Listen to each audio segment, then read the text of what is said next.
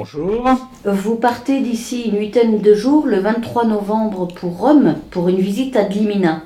Alors, est-ce que vous pouvez nous dire tout d'abord ce qu'est une visite ad limina? Qu'est-ce qu'une visite ad limina? Le terme exact, c'est visite ad limina apostolorum, c'est-à-dire une visite, on peut dire, à la tombe des apôtres. Donc, les deux grands apôtres, les colonnes de l'Église enterrées à Rome, donc Saint-Pierre et Saint-Paul.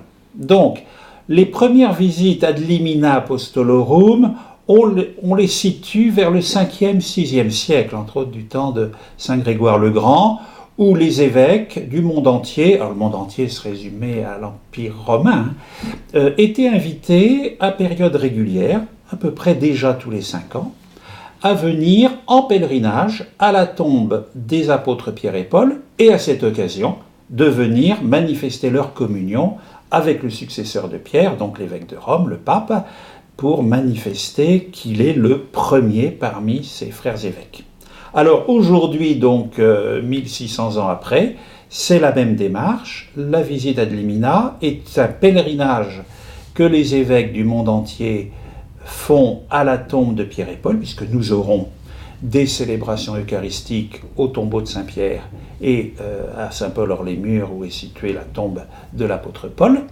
Et puis nous irons également dans les deux autres basiliques majeures de Rome, la cathédrale du Pape, qui est la mère de toutes les églises de la terre, qui est la basilique Saint-Jean de Latran, et la basilique Sainte-Marie majeure, où nous aurons là aussi une célébration. Alors, vous n'êtes pas un novice tout à fait, si j'ose dire, en la matière, puisque vous avez déjà eu une visite ad limina en 2004, Oui. du temps de Jean-Paul II. Est-ce que vous pouvez nous dire un petit peu ce qui va différencier cette prochaine visite de la précédente? Gracia, vous me posez des questions de science-fiction, puisque je pourrais vous répondre quand je vais rentrer début décembre. Qu'est-ce qui change? Donc, nous avons reçu, comme pour la visite ad limina de 2004, c'est-à-dire presque un an avant, nous recevons un questionnaire très fouillé.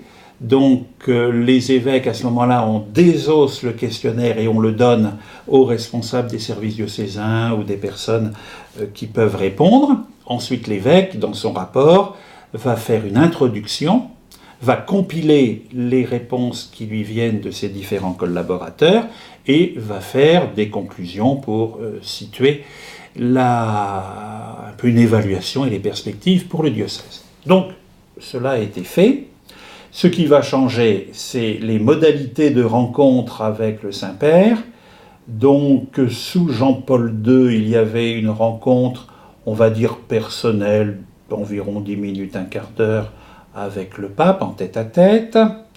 Benoît XVI a changé la méthode et nous avons eu les échos la semaine dernière à Lourdes du premier groupe d'évêques qui avait fait les visites ad limina, ont énormément apprécié ce travail avec le Saint-Père, c'est-à-dire il nous reçoit par province.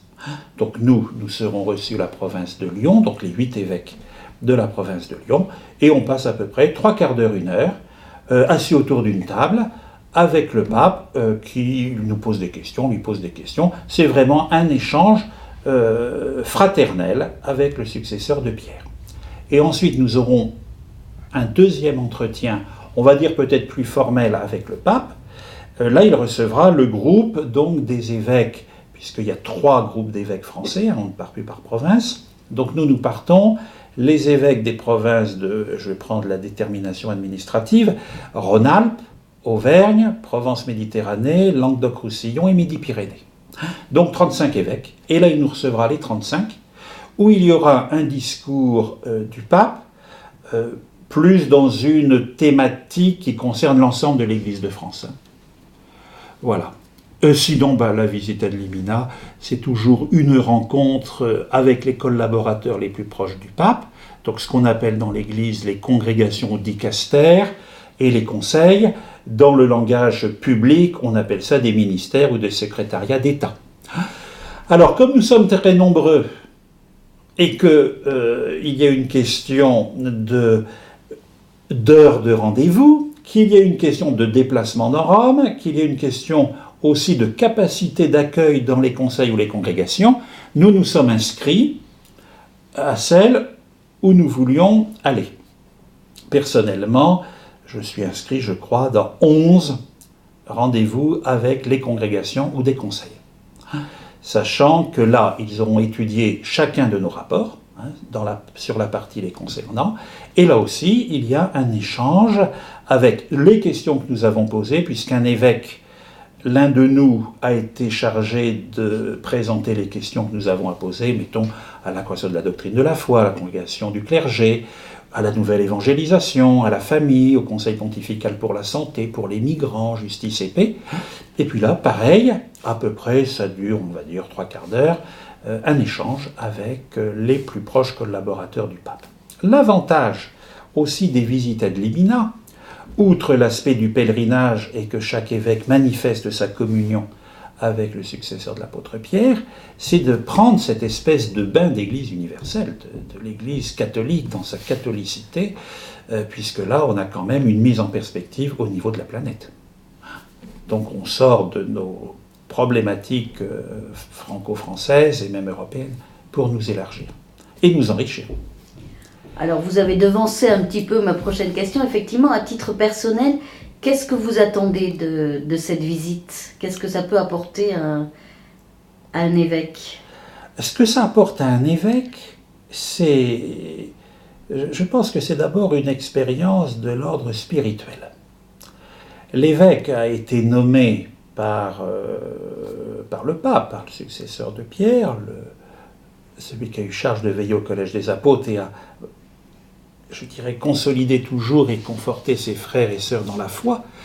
Donc, c'est une manière de manifester notre communion avec l'ensemble du collège des évêques et du pape, et du premier parmi ses frères.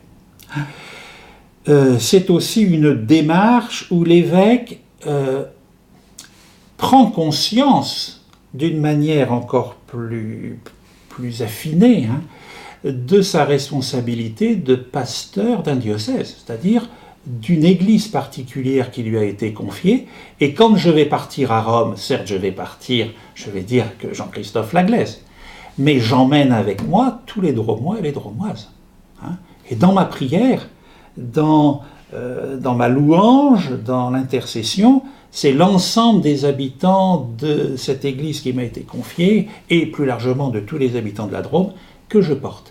Et je ne la porte pas seul, puisque je pars avec des frères évêques, ceux avec qui je travaille d'une manière régulière, donc la province de Lyon, d'autres que je peux rencontrer à travers, mettons, le conseil enfants et jeunes dont je fais partie au niveau national. Donc c'est aussi une démarche qui n'est pas individuelle, mais qui rappelle que les évêques sont membres d'un collège. C'est plus qu'une fraternité, c'est un collège, un corps, où nous avons ensemble la responsabilité de l'annonce de l'Évangile, je dirais, dans notre diocèse comme dans l'ensemble de l'Église universelle.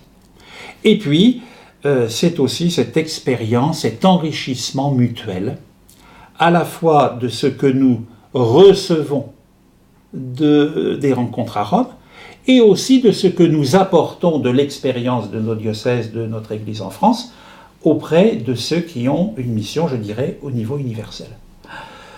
Bon, et puis je ne cacherai pas non plus que c'est toujours avec grand plaisir que l'on retrouve la belle cité de Rome. Alors, sans doute, il paraît que les visites ad limina nous laissent quand même quelques heures de libre, donc c'est toujours un plaisir de revisiter, d'aller se promener au forum, de faire quelques expos, de revoir des lieux riches, je dirais, à la fois pour notre foi, mais en même temps au niveau de la culture et, je dirais, de l'enracinement dans notre histoire. Alors, vous avez fait allusion tout à l'heure au rapport que chaque évêque présente au pape au cours de ses visites. En 2004, sans trahir beaucoup de secrets, un des points importants, c'était ce projet de la maison diocésaine du Bon Pasteur dans laquelle nous sommes aujourd'hui depuis 3 ans et demi. Et là encore, sans trahir beaucoup de secrets, est-ce que vous pouvez nous dire ce que vous amenez dans vos valises cette fois-ci ? Ce que j'amène dans mes valises, dans les conclusions de mon rapport, je souligne, mais comme la plupart des évêques, je dirais, de France, mais d'autres pays, c'est quand même à la fois une vitalité et un dynamisme dans notre Église diocésaine. hein. C'est indéniable. Certains événements récents ou tout ça nous montrent qu'il y a une attente et il y a une réponse quand il y a des propositions. Je reprends par exemple, si on regarde ne serait-ce que l'année Saint-Paul, l'année Trinité, le rassemblement du 23 juin, dynamisme quand même, nous avons des ordinations de prêtres de diacres, nous avons la focale, donc un dynamisme. Et en même temps, pour répondre à ces attentes et à ces demandes, que ce soit au niveau des prêtres, des diacres ou même de laïcs qui s'engagent, nous pouvons accueillir beaucoup plus. Hein. Donc il y a à la fois comment gérer ces demandes nouvelles et, entre guillemets, le personnel que nous pouvons mettre pour répondre à ces demandes. L'autre, alors ce n'est maintenant plus un scoop, quand j'ai fait mon rapport, puisque je l'ai envoyé à l'Annonciature et à Rome dès le mois de juillet, avant de partir en congé, donc là c'était, je dirais, je le portais dans mon cœur. C'était donc, j'annonçais dans mon rapport mon intention de convoquer un synode diocésain à l'horizon 2014, précisant dans mon rapport que j'attendrais que le synode sur la nouvelle évangélisation, que l'on voit les propositions, et maintenant nous avons le message des pères synodaux et la lettre apostolique que publiera le pape à la suite du synode, un peu comme base de notre temps de réflexion pour ce synode. Donc, dans le rapport de 2004, j'annonçais mon projet de réaliser une maison diocésaine. Ça y est, elle est faite. Dans mon rapport de 2012, j'annonce donc mon intention de convoquer un synode autour de cette question: comment, dans les années à venir, en ce début du XXIe siècle, nous allons nous mobiliser et faire des propositions pour annoncer avec pertinence le Christ et l'Évangile. Monseigneur Laglaise, merci et bonne visite ad limina Apostolorum. Apostolorum. Et alors, donc je pense que nous aurons un rendez-vous début décembre, quand je reviendrai de Rome. Merci beaucoup. Merci.